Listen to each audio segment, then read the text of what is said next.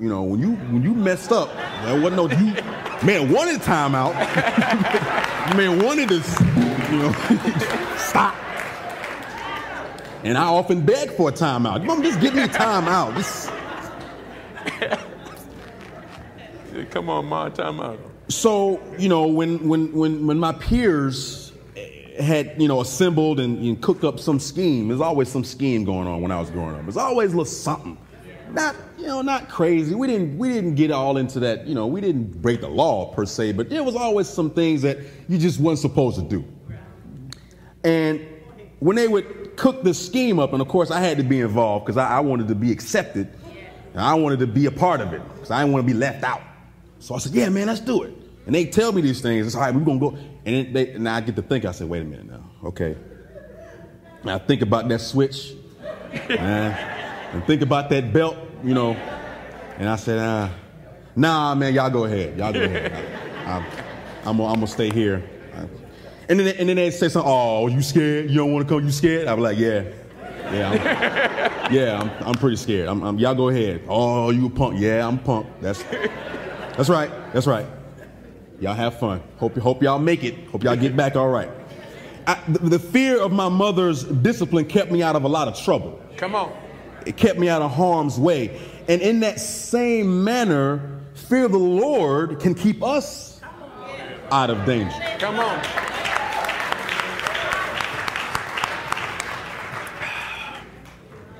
How many times did God warn the Israelites to get their house in order?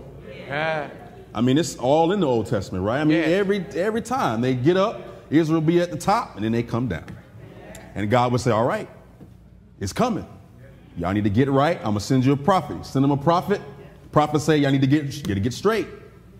Because y'all backsliding, you're slipping, you forgot. It's okay, you forgot. But be warned. If you don't get it together, then God's wrath is going to come down on you. And then y'all going to be crying. So I'm letting you know. That's what the prophet's job was. I'm letting you know. If you keep doing what you're doing now, you're going to get it. And they would usually keep doing it. And then God's wrath would come. And then the Israelites would yet again be persecuted. As a consequence of their disobedience, they suffered. Just as when we were young, a consequence of our disobedience was suffering. Not time out, but suffering. This is a healthy fear. A healthy fear of the Lord can keep you out of many, many tight spots. That's why David wrote in Psalm 111, verse 10, he said, the fear of the Lord is the beginning of knowledge. Because when you fear the Lord, you have a healthy fear of the Lord will let you know that you are doing wrong, to keep you from suffering, to keep you out of harm's way. But we got to listen.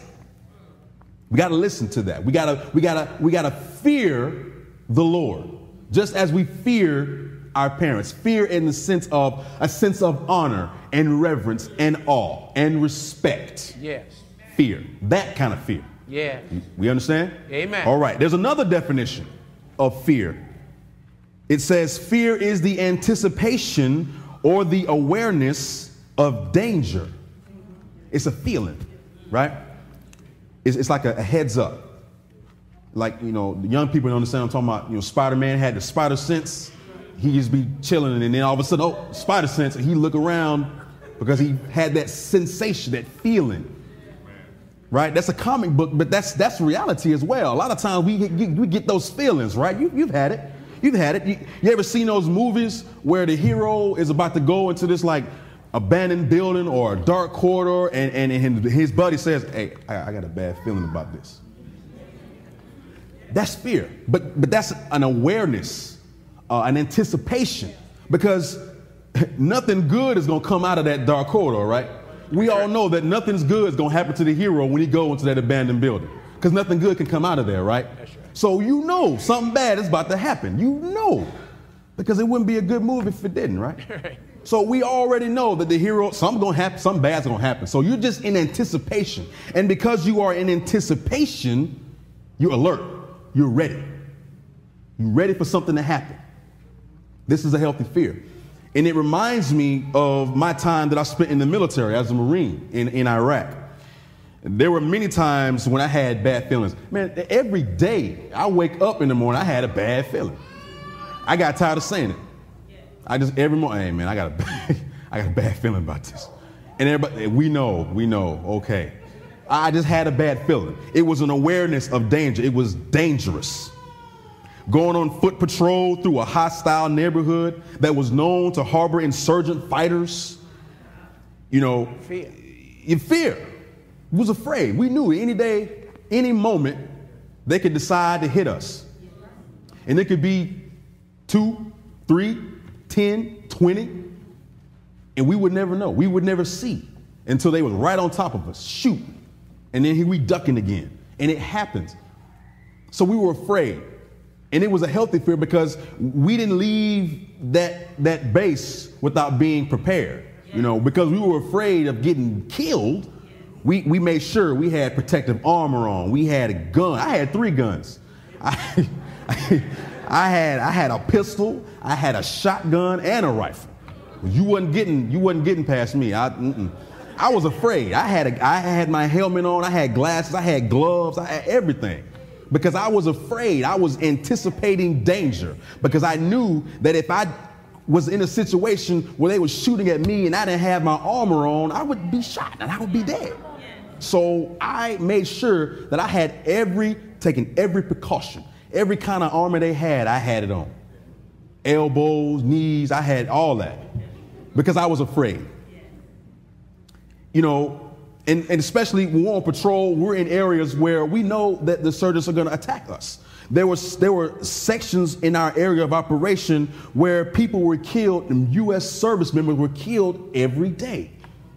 Every day. We knew that if we turn this corner, that's a bad way. We used to name it. We used to call it Killer Alley.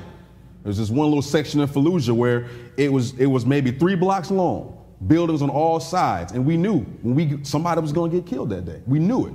So whenever they would say, all right, we're going down here, they would give us our coordinates. Okay, we're going to patrol this area. We just say, oh, here it comes. I got a bad feeling about this, because we knew. And so because people were getting killed in that same stretch of highway, that same stretch of road, and because we knew that any pile of trash on the side of the road, any dead animal, anything that they can stuff a bomb in, they would put it there. So we didn't know. We didn't know the hour. We didn't know the day. We didn't know the moment that it was going to happen. But we knew eventually it was going to happen. And we were afraid. But we went out there every day. And we risked our lives every day because it was our job. It's what we came to do. And we had to do it. And of course we were afraid. And if anybody who calls themselves a veteran tells you that they weren't afraid, they are lying to your face. I don't care how hard you are. I don't care how much training you got. I don't care how much you can bench press. I don't care how fast you can run. I don't care how you might have Superman. You are afraid. Mortality is never more present than when you are getting shot at. You're afraid. But in our training gave us something that most people don't have, and that's muscle memory. If I was to take one of you all and put you in a combat zone, you wouldn't know what to do.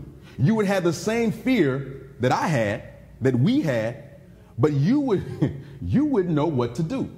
But we had training, and it was very rigorous, and we used to complain about it. We would do the same thing over and over and over and over and over again. And I used to get mad because I said, why are we doing this again? We've been here 8 hours. I'm tired. But we would do it over and over again. And it didn't dawn on me until I got to a combat zone, until I found myself in a firefight, that I realized I was doing things without even thinking about it. I was ducking. I was moving. I was taking cover. I was like Muhammad Ali. I was, trying to duck and dodge. Wasn't even thinking about it. In my mind, I was afraid. In my mind was paralyzed with fear, but my body took over because we had that training, that rigorous training kept us to do the job. So despite our fear, we still did what we had to do.